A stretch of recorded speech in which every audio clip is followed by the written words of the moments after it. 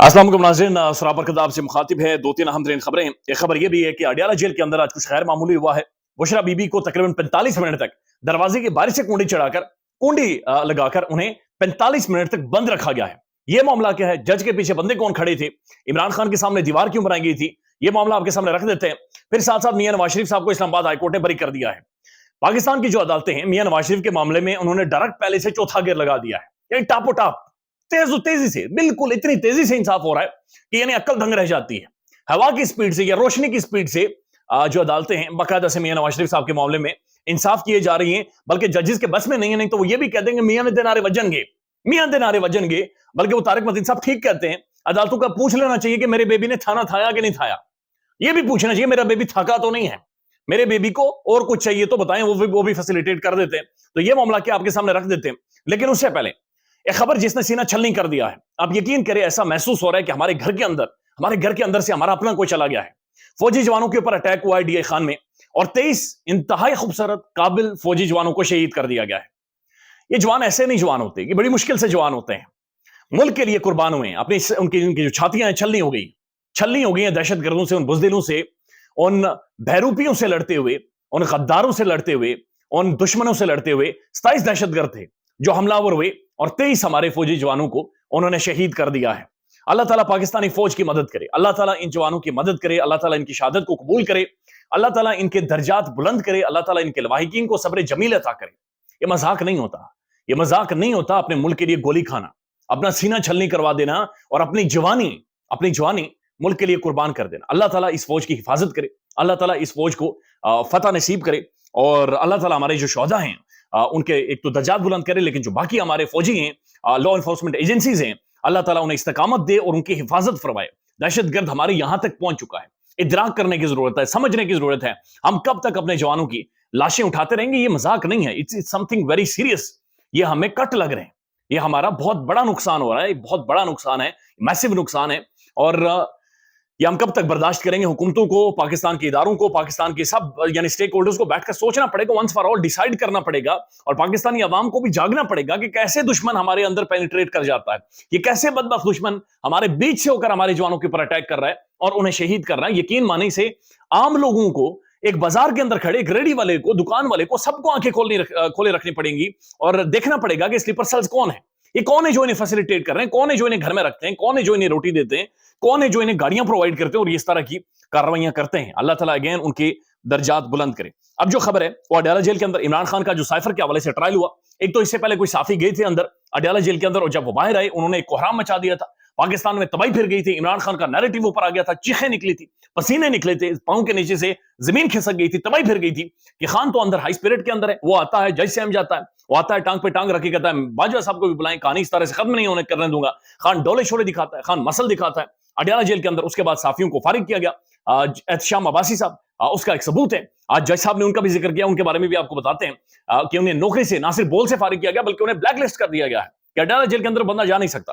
Adiala jail में जब आज समात हुई है तो एक तो इमरान खान साहब और कुछ मखसूस साफियों को जिन्हें बहुत सारे लोग जानते ही नहीं है, उन्हें अंदर अडियाला जेल के अंदर भेजा गया। लेकिन इमरान खान और साफियों के दरमियान एक शीशे की दीवार बना दी गई थी और साफियों को इतना दूर बिठाया गया है, ना वो जज की आवाज सुन सकते हैं, ना वो इमरान खान की आवाज सुन सकते हैं, और ना ही वो वुकला की आर्गुमेंट क्या उसे सुन सकते हैं। इतना दूर साफियों को बिठाया गया है और दरमियान में दीवार है। बताया यह जा रहा है कि इमरान खान साहब ने एक दफा उठकर कोशिश की कि वो साफियों से बातचीत करें, तो इस दौरान जज साहब खड़े हो गए। जज साहब चीख उठे, खान साहब रुकें जी, खान साहब आपने साफियों से बातचीत नहीं करनी, आपने बातचीत की तो एक साफी की नौकरी चली गई है, एहतशाम अब्बासी की, उनके बारे में कहा जा रहा है कि नौकरी चली गई है। तो जज साहब ने कहा कि खान साहब आप बैठें। तो इसके ऊपर इमरान खान साहब के जो वकला हैं उन्होंने जज साहब से कहा, जज साहब आपको क्या हो गया, आप फैसले को देखिए, छोड़े खान साहब जिससे भी बातचीत करें। वो एहतशाम अब्बासी जिसकी नौकरी चली गई है, वो यूट्यूब चैनल पर आ गया है, उसके सब्सक्राइबर आ रहे हैं, उसकी तो पूरे पाकिस्तान का वो हीरो बन गया है, पूरा पाकिस्तान उसे, उसकी एफर्ट्स को, उसकी साफत को एक्नॉलेज कर रहा है। जनाब उसकी तो बल्ले बल्ले हो गई है भाई, आप छोड़ें जनाब इन चीजों को, आप काम करें। आपको क्या मसला हो रहा है खान अगर मीडिया से बातचीत करे या साफियों से बातचीत करे? तो ये गैर मामूली था। फिर एक खबर ये भी आई कि जज साहब जो हैं स्पेशल कोर्ट के जज हैं, उनके पीछे 10 से 12 पुलिस वाले खड़े थे, और ये भी बताया जा रहा है कि जज साहब खुद हैरान परेशान थे कि उनके पीछे पुलिस वाले क्यों खड़े, लेकिन उन्होंने पूछा नहीं जा रहे। लेकिन 10 से 12 पुलिस वाले उनके बिल्कुल पीछे, जज साहब के पीछे लाइन में, कतार में, या फिर उनकी साइडों पर, वहां पर खड़े किए गए थे। उसके बाद एक और खबर यह आई कि अडियाला जेल के अंदर बुशरा बीबी को एक इंतजार के लिए एक जगह पर बिठाया गया, और बिठाने के बाद दरवाजा बाहर से बंद करके कुंडी लगा दी गई। یعنی باہر سے دروازہ بند کر کے اسے کنڈی لگا دی گئی اور 45 منٹ تک انہیں بند رکھا گیا. موبائل فون نہیں چلتا وہاں پہ, سگنلز نہیں ہیں, کال آپ کر نہیں سکتے, واٹس ایپ تو سوال ہی پتا نہیں ہوتا, لہٰذا آپ اندر ہیں, کمرہ باہر سے بند کر دیا گیا ہے اور آپ ایک خاتون ہیں اور آپ کو وہاں پر روک لیا گیا ہے. 45 منٹ تک عمران خان صاحب کے وکلا بتا رہے ہیں کہ انہیں بند کیا گیا ہے. ساتھ ساتھ عمران خان نے آج پروٹیسٹ کیا اور کہا کہ جناب یہ ٹرائل نہیں ہے, یہ اوپن ٹرائل نہیں ہے, یہ خفیہ ٹرائل ہو رہا ہے اور اس کے پیچھے کچھ مقاصد ہیں, یہ جناب مشکوک ہے, یہ ٹرائل بہت زیادہ مشکوک ہے. تو خان صاحب نے بڑا کھل کر کہا کہ اگر آپ نے اسی طرح سے ٹرائل کرنا ہے تو اپنے وکلا کو انہوں نے ہدایت جاری کی کہ آپ اس طرح سے کریں کہ آئندہ آپ نے پیش نہیں ہونا, بلکہ ہم بائک آؤٹ کرتے ہیں اس ٹرائل کا, آپ ون سائیڈڈ فیصلہ کر دیں, ہمیں منظور ہے, لیکن اس طرح سے خفیہ طریقے سے جس طرح سے آپ ٹرائل چلا رہے ہیں اس طرح سے یہ معاملہ نہیں چل سکتا. اب دوسری خبر یہ ہے, العزیزیہ اسٹیل مل میں ریفرنس میں میاں نواز شریف کو بری کر دیا گیا ہے. یہ وہی العزیزیہ اسٹیل مل ہے جس کے بارے میں حسین نواز یہ کہتے تھے غالباً کہ انہیں ان کے دادا نے پیسے دیے, پھر جس کے بارے میں کہا گیا کہ قطریوں نے انویسٹمنٹ کی, قطریوں سے جا کر شریف صاحب نے بات چیت کی اور انہوں نے پیسے دیے اور یہ مل لگی تھی اور اس کے اندر سارا سرمایہ شرمایہ آیا تھا. یہ وہ والا کیس ہے, لیکن عدالت نے محض 42 منٹ میں 42 منٹس میں اسلام آباد ہائی کورٹ کے چیف جسٹس عامر فاروق صاحب نے فیصلہ سنا دیا. اور کھلی ولی نیب نے یہ کہا کہ جناب اس معاملے کو ریمانڈ بیک کر دیں, اسے بھیج دیں دوبارہ سے احتساب عدالت میں, اسے ٹرائل کورٹ میں دوبارہ سے بھیج دیں, کوئی اس میں مسئلہ نہیں ہے. تو عامر فاروق صاحب نے نہیں ہم خود فیصلہ کریں گے, ہم خود فیصلہ, ہم خود, یعنی وہ عام زبان میں کہنا چل نکل, رہن دے میں خود فیصلہ کرنا ہے, رہن دے, ہم نے خود فیصلہ کرنا ہے. یہ اسلام آباد ہائی کورٹ کے یعنی چیف جسٹس عامر فاروق صاحب نے 42 منٹ کے اندر دستی فیصلہ سنا کے میاں صاحب کو بری کر دیا. انہوں نے کہا السلام علیکم جی, جائیں آپ اپنے گھر میں جائیں. یہ وہی معزز جج عامر فاروق صاحب ہیں کہ جنہوں نے توشہ خانہ میں عمران خان کے حوالے سے 3 سے 4 دفعہ معاملات کو ریمانڈ بیک کیا. جو جج تھے اس وقت کے, آپ کو یاد ہوگا ان کا نام میرے ذہن سے نکل گیا ہے, دلاور جن کا فیس بک ہی نام تھا, ان کی طرف ریمانڈ بیک کیا. اور وہ جج جو مشکوک جج تھا جس کے اوپر تحریک انصاف نے عدم اعتماد کیا ہوا تھا, لیکن بار بار فیصلہ اسی کے سامنے بھیجا. یہ وہی جج صاحب ہیں جنہوں نے عمران خان کے کھانے کے حوالے سے ابھی تک کوئی ڈائریکشن جاری نہیں کی. یہ وہی جج صاحب ہیں جنہوں نے عمران خان کی ضمانتوں کے اوپر ایک لمبے ٹائم تک فیصلہ محفوظ کر کے اس ٹائم ان کے حوالے سے کوئی فیصلہ کیا بلکہ مسترد کر دی جب یہ معاملہ ایک کھٹائی میں پڑ چکا تھا. یہ وہ جج ہیں کہ عمران خان صاحب کے حوالے سے کوئی بھی فیصلہ, کوئی بھی درخواست ان کے سامنے جاتی ہے تو 1 سال تک یہ لٹکاتے ہیں. یہ وہی جج صاحب ہیں جن کے خلاف تحریک انصاف سپریم کورٹ میں گئی اور جا کر یہ کہا کہ عامر فاروق صاحب کو ہدایت جاری کرے کہ کم از کم فیصلہ دیں, باقی چھوڑیں, کھلی ولی جو بھی آتا ہے فیصلہ دیں. یہ فیصلہ ہی نہیں دے رہے, یہ اس کے اوپر بیٹھ جاتے ہیں, فیصلہ ہی نہیں دیتے. کم از کم فیصلہ دے دیں, ہم اسے انٹرا کورٹ یا پھر سپریم کورٹ میں جا کر چیلنج کریں. یہ وہ جج صاحب ہے. لیکن یہ بات بڑی حیران کن ہے, سمجھ سے باہر ہے کہ جو شخص 2018 کے اندر صادق اور امین تھا, عمران خان, وہ آج چور ہے. 2023 کے اندر اسے چور, گرفتار, ملزم, مجرم سب کچھ اسے قرار دیا جا رہا ہے. اور جو شخص 2018 کے اندر جناب چور تھا, ڈاکو تھا, گرفتار تھا, کنوکٹڈ تھا, اشتہاری تھا, وہ آج صادق اور امین ہو گیا ہے. تو یہ 2-3 سالوں میں آخر کیا ہوا کہ جو صادق اور امین تھا وہ چور ہو گیا, گرفتار ہو گیا, ایگزیکیوٹ ہو گیا, اندر ڈالا ہوا ہے.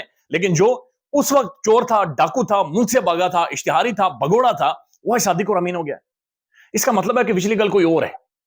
پچھلی گل یہ قانونی نہیں ہے, چونکہ قانون اس طرح سے کام نہیں کرتا. قانون موسم کے حساب سے, انٹرپریٹیشن کے حساب سے, یا پھر فیئری ٹیل جو خوابوں میں, فلموں میں دیکھا جاتا ہے, ایسے نہیں چلتا.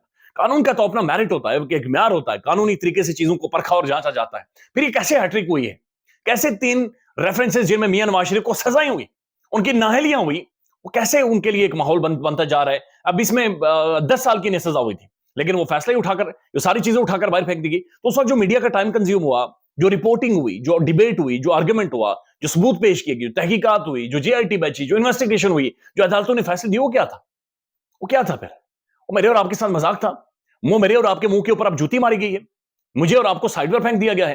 تو یہ معاملہ کیا ہے, یہ بالکل مکمل طور پر سمجھ سے باہر ہے کہ یہ ہوا کیا ہے. اب ایک اور خبر آ رہی ہے, اس خبر کے بارے میں ایک تو سمیع ابراہیم صاحب بھی یہ خبر دے رہے ہیں, لیکن آج شہزاد اکبر صاحب نے ابھی اس بارے میں گفتگو کی ہے, اور وہ سب یہ کہہ رہے ہیں کہ قاضی فائز عیسیٰ صاحب, یعنی کہ جو وقت کا قاضی ہے, جو 40 سال پرانے مقدمات یعنی وہ سن رہے ہیں, لوگ سوشل میڈیا پر ٹھٹھے کر رہے ہیں کہ کہیں یہ فرعون کا کیس نہ کھول دیں. ان کے بارے میں کہا جا رہا ہے کہ انہیں ایکسٹینشن دی جائے گی. ایکسٹینشن یعنی مزید لمبا ٹائم, جی آپ نوکری کریں, آپ مال بنائیں, آپ اقتدار میں رہیں, اوپر قابض رہیں, آپ بس آپ کو ایکسٹینشن دی جائے. میرے خیال میں نا یہ ان اہم ترین شخصیات کو تاحیات ایکسٹینشن ہونی چاہیے, تاحیات ان کی ایکسٹینشن ہونی چاہیے. انہیں اقتدار, انہیں بس ان کے ہاتھوں میں سب کچھ دے دیں, ادارے ان کے ایک بندے کے ہاتھ میں دے دیں, ایک بندے کے نام ادارہ کر دیں, سیریس ایک بندے کے نام ادارہ کر دیں, بس تو چلاتا رہے. ایکسٹینشن پر ایکسٹینشن، پھر ایکسٹینشن، پھر ایکسٹینشن. یہ مذاق ٹھٹا اس ملک کے اندر کیا جا رہا ہے اور یہ کب تک چلے گا یہ سمجھ سے باہر ہے. ساتھ ساتھ زرداری صاحب کا ایک انٹرویو آیا ہے اور اس انٹرویو کے اندر زرداری صاحب نے اپنا سر نیچے کر دیا, ہاتھ انہوں نے نیچے پھینک دیے. صرف ایک راؤ انوار کا انٹرویو کیا گیا اور زرداری صاحب اور بلاول بھٹو لمبے لیٹ گئے. یعنی ان کے بس کی بات نہیں ہے جو نظام کے سامنے یہ کھڑے ہو سکیں. خیال رکھیے گا, شہداء کے لیے دعائیں کریں, پاکستانی فوج کے لیے دعائیں کریں, آپ بارڈر پر کھڑے پاکستانی فوج کے جوانوں کے لیے دعائیں کریں, دشمن کے نشانے پر ہیں. خیال رکھیے گا اپنا. اللہ حافظ.